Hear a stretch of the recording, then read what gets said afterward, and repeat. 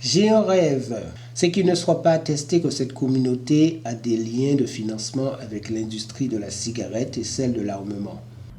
Tu sais que la Watchtower avait des actions Philip Morris avant? Non. Ah bah tu vois.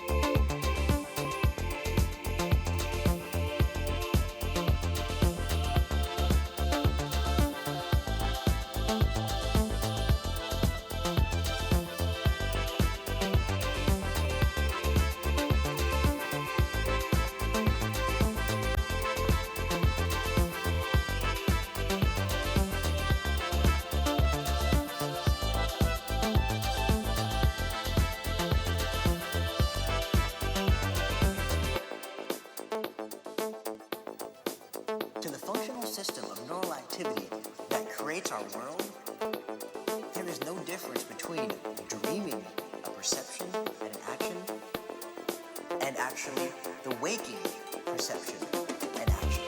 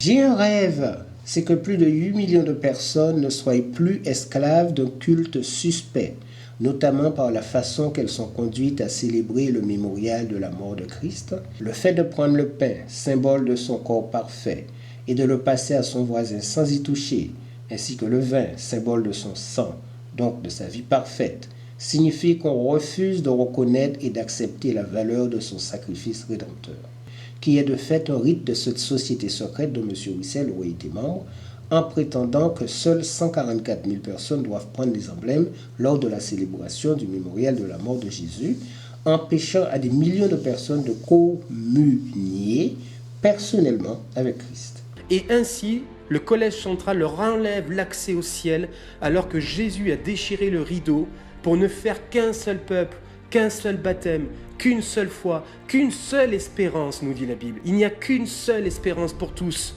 Or, les témoins de Jéhovah ont créé deux espérances. L'espérance céleste pour les 144 000 et l'espérance terrestre pour les autres témoins de Jéhovah. Et ça, il faut le savoir, c'est une vision maçonnique des choses. La première classe et la deuxième classe. Donc on peut voir qu'ici Jésus parle du fait de manger. J'ai désiré vivement manger cette Pâque avec vous parce que je ne la mangerai plus. Et de même cette coupe, je ne la boirai plus. Donc il est bien question ici de manger et de boire les choses, pas simplement de se les passer. Et ça concerne tout le monde. Ce qui est quand même étonnant, c'est que la tour de garde de 2014, du 1er juin 2014, est bien traitée de cette question. Avez-vous goûté le pain de vie ? Avez-vous goûté ? C'est quand même quelque chose d'important puisque cette tour de garde est adressée à tous les témoins de Jéhovah et pas seulement à la classe des membres OIN ou du collège central qui est normalement la seule autorisée à manger le pain. Non, cet article est vraiment adressé à tout le monde. As-tu goûté le pain de vie ? C'est quand même un article énorme et puis qui n'est pas si vieux que ça puisque 2014, c'est pas si vieux que ça. Et que dit l'article, donc en fin de page ? Il est dit « Voici que je fais pleuvoir des cieux du pain pour vous ». Donc là, c'est Dieu qui parle. Et c'était une promesse qu'il leur avait faite pour qu'ils puissent rester en vie. Et c'est ce qu'il a fait. Ce pain du ciel apparaissait à l'aube. C'était quelque chose de fin, floconneux, qui ressemblait à du givre. Et en fait, il est fait dans cette tour de garde un lien avec le pain de vie. Le pain de vie qui est Jésus. Et elle dit donc à la page 8... La Bible parle d'un pain très particulier qu'il ne faut surtout pas mépriser. Alors notez bien cette idée. La Bible parle d'un pain très particulier qu'il ne faut surtout pas mépriser. Jésus l'a comparé à la manne que les Israélites ont rejetée avec ingratitude. C'est important cette pensée. Là, la tour de garde est en train de dire que les Israélites avaient rejeté cette manne puisque vous vous rappelez, ils préféraient des cailles, ils préféraient de la viande. Et finalement, ils n'avaient pas compris ce que cette manne signifiait. Elle signifiait une préfiguration du corps de Jésus. Que dit la tour de garde ? Ce pain est source de bienfaits éternels. Ils disent ensuite « Je suis le pain de vie » a révélé Jésus. Vos ancêtres ont mangé la manne dans le désert et pourtant ils sont morts.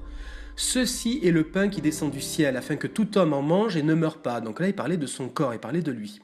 Je suis le pain vivant qui est descendu du ciel. Si quelqu'un mange de ce pain, il vivra pour toujours. Et vraiment le pain que je donnerai, c'est ma chair pour la vie du monde. Notez que c'est quand même précis, ce qui est dit là. Et c'est la Watchtower qui le dit. Et elle le dit pour tous les témoins de Jéhovah. Elle ne fait pas de distinction en disant que là, ce que Jésus dit, est adressé uniquement aux membres des 144 000. Non, ou des oins. Continuons la lecture. Il est dit « La plupart de ceux qui ont entendu ces paroles n'ont pas compris l'emploi figuré que Jésus faisait des mots pain et chair. Pourtant, l'illustration était très appropriée. Le pain nourrissait les Juifs au quotidien et la manne avait nourri les Israélites pendant 40 ans dans le désert. La manne était un don de Dieu, mais personne ne pouvait vivre éternellement en la mangeant. Et oui, normal, elle pouvait les aider à traverser le désert et ne pas mourir dans ce désert, mais par contre, pour vivre éternellement, c'était impossible. Par contre, le sacrifice de Jésus permit à ceux qui exercent la foi en lui d'obtenir la vie éternelle. Jésus est vraiment le pain de vie. Donc ici, la tour de garde fait bien comprendre qu'il y a un lien particulier entre le fait de manger la manne pendant 40 ans dans ce désert pour rester en vie et le fait de participer au mémorial de Jésus en mangeant le pain et en buvant le vin pour rester en vie éternellement. Ensuite, elle termine par dire « Nous devrions attacher encore plus de prix au pain de vie Jésus-Christ. » Comment montrer à l'inverse des Israélites du temps de Moïse que nous ne banalisons pas ce pain de grande valeur ? Jésus répond « Si vous m'aimez, vous observerez mes commandements. » Et enfin, elle termine en disant « Si nous obéissons aux commandements de Jésus, nous pourrons savourer toutes sortes de pains pour l'éternité. » J'ai un rêve, c'est que cette communauté n'enseigne pas à ses fidèles que le nom de Dieu est Jéhovah, soi-disant la traduction du tétragramme, déformé de YHWH en JHVH, alors que ce nom ne désigne pas Dieu du tout, mais est en rapport avec la communauté occulte mentionnée plus haut. Voyons ce qu'en dit le comité de la traduction du Monde Nouveau.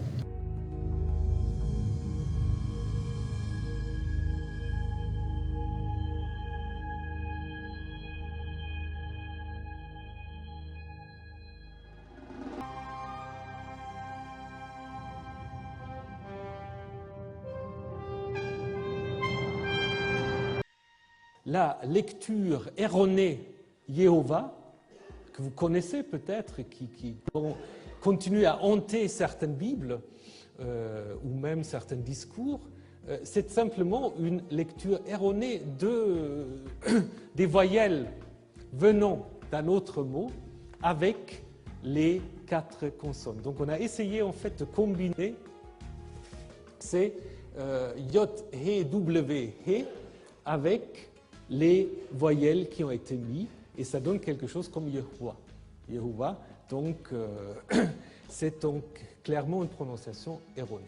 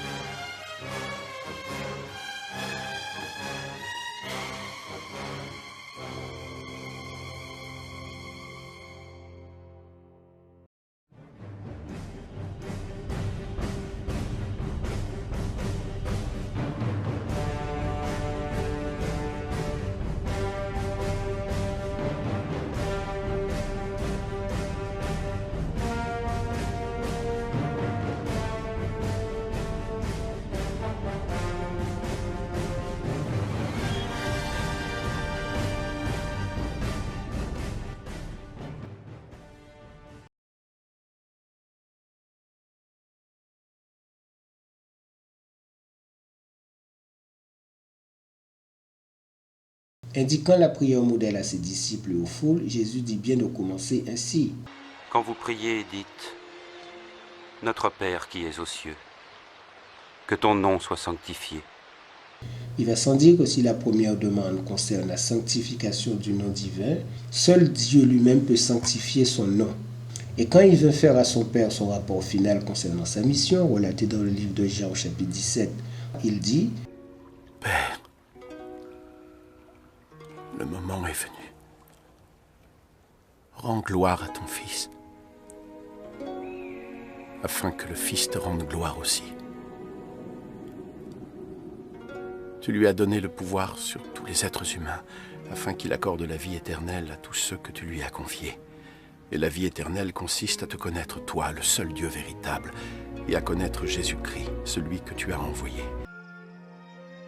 Père, si toi tu le veux, éloigne de moi cette coupe, mais que soit faite ta volonté et non la mienne. Ne me retiens pas, car je ne suis pas encore remonté vers le Père, et vers le Père, et vers le Père. Jésus leva les yeux au ciel et dit : Je te remercie, Père, de m'avoir écouté. Je sais que tu m'écoutes toujours. Mais je dis cela pour le bien de ces gens, de sorte qu'ils croiront que tu m'as envoyé.